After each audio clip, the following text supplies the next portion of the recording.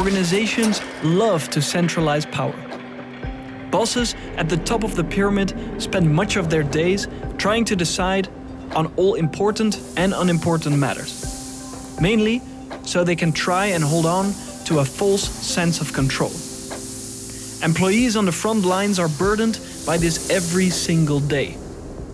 They feel the frustration of not being able to make their own decisions, of having everything they do constantly verified, checked, approved, and signed off, until all joy, sense of ownership, and responsibility have evaporated. Well, it's time to give those on the front lines the power they deserve. Pioneering organizations manage to find powerful ways to distribute decision-making. One of them is the advice process. And this is how it works. Step 1. You see an issue or opportunity and create an initiative for it. You can choose to pick up this initiative yourself or hand it over to someone else. Step 2. You gather all the input you need and create a proposal for a decision. Step 3. You present your proposal to people who will be affected by your decision and people with expertise on the subject matter. You ask for their advice so you'll be able to make a well-informed decision.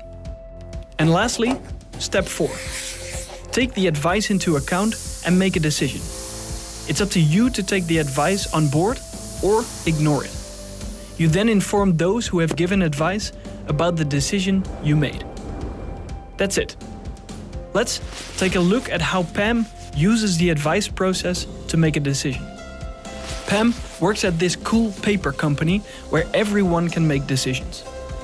And Pam is about to make one herself. She uses the advice process to make her decision.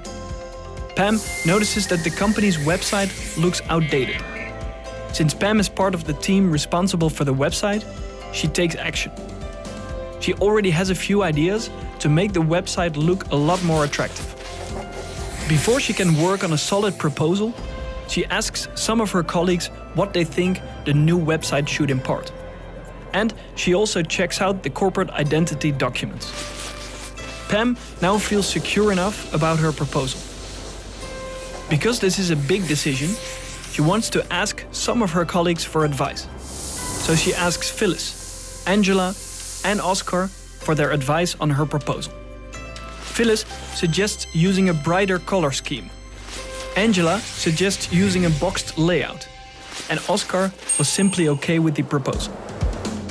Pam takes all the advice into account, chooses a brighter layout, like Phyllis suggested, didn't follow Angela on her advice, and then informs them all about her final decision.